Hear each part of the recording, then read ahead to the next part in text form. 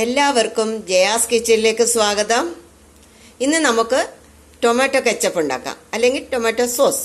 അതെങ്ങനെയാണ് ഉണ്ടാക്കുന്നതെന്ന് നോക്കാം. ടൊമാറ്റോ കെച്ചപ്പിന് വേണ്ടി ഞാൻ 1 കിലോ ടൊമാറ്റോ എടുത്തിട്ടുണ്ട്. അതൊന്ന് കഴുകി വൃത്തിയാക്കി കൊണ്ടുവന്ന് കട്ട് ചെയ്തെടുക്കാം. എടുത്തു വെച്ച ടൊമാറ്റോ എല്ലാം കട്ട് ചെയ്ത് വെച്ചു. പട്ട, ഗ്രാമ്പൂ, കുരുമുളക് എടുത്തിട്ടുണ്ട്. ഇനി വേണ്ടത് ഒരു പാനിലേക്ക് 1 കപ്പ് അളവിൽ വെള്ളം ഒഴിച്ചു കൊടുക്കാം.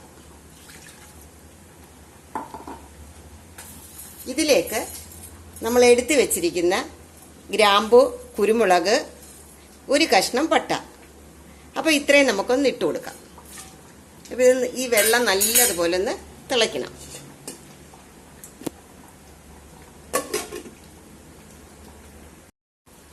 അപ്പം നമ്മൾ ഗ്രാമ്പൂ, കുരുമുളക്, പട്ട, അപ്പോൾ ഇത് ഇത്രയും ഈ വെള്ളത്തിലിട്ട് കൊടുത്ത് തിളയ്ക്കുന്നുണ്ട്. നല്ല മണം വരുന്നുണ്ട്. അപ്പോൾ ഈ കെച്ചപ്പിന് നല്ലൊരു ഫ്ലേവർ ആയിരിക്കും ഇതിൻ്റെ എല്ലാം. അപ്പോൾ ഇതിനകത്തോട്ട് നമുക്ക് ടൊമാറ്റോ ഇട്ട് കൊടുക്കാം.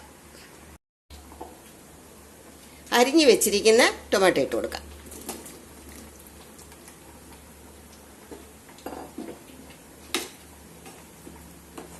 എന്നിട്ടിത് നല്ലതുപോലെ ഇളക്കിയിട്ട് അടച്ച് വെച്ച് ഒരു 30 മിനിറ്റ് വേവിക്കണം. അതാണ് ഇതിൻ്റെ കണക്ക്. നമ്മുടെ ടൊമാറ്റോ കട്ട് ചെയ്ത് വേഗം വെച്ചിട്ട് 1/2 മണിക്കൂറായി. തുറന്നു നോക്കാം. അപ്പോൾ നല്ലതുപോലെ വെന്തിട്ടുണ്ട്. ഇനി ഇതൊന്ന് തണുക്കണം. തണുത്തിട്ട് നമുക്ക് മിക്സിയുടെ ജാറിലിട്ട് നല്ലതുപോലെ പേസ്റ്റാക്കി കൊണ്ടുവരാം. അപ്പോൾ ഇത് നല്ലതുപോലെ ഒന്ന് തണുക്കണം.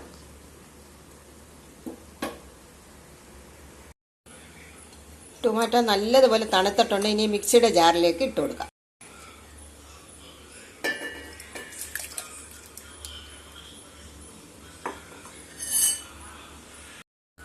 അപ്പോൾ ഇത് നല്ലതുപോലെ ഒന്ന് അരിച്ചെടുക്കാം.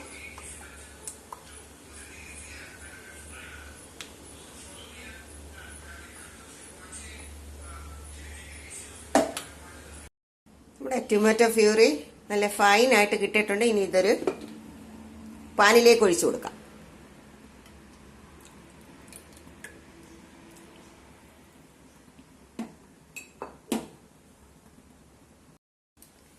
ഇനി ഇതിലേക്ക് 2 ടേബിൾ സ്പൂൺ പഞ്ചസാര ചേർത്ത് കൊടുക്കാം.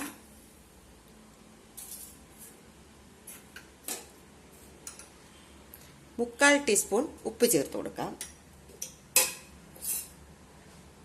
1 ടേബിൾ സ്പൂൺ മുളക് പൊടി. മുളക് പൊടി വേണമെങ്കിൽ ചേർത്താൽ മതി. ഞാൻ മുളക് പൊടി ചേർക്കുന്നുണ്ട്. എന്നിട്ട് നല്ലതുപോലെ ഒന്ന് മിക്സ് ചെയ്യാം. ഇനി ഫ്ലെയിം ഓണാക്കാം. നല്ലതുപോലെ കുക്കാവുന്നവരെ ഇളക്കിക്കൊണ്ടേയിരിക്കണം. അപ്പോൾ ഇതിൻ്റെ പരുവെന്ന് പറയുന്നത് ഇതിൻ്റെ ജലാംശമൊക്കെ വറ്റി നല്ല തിക്കായിട്ട് വരും.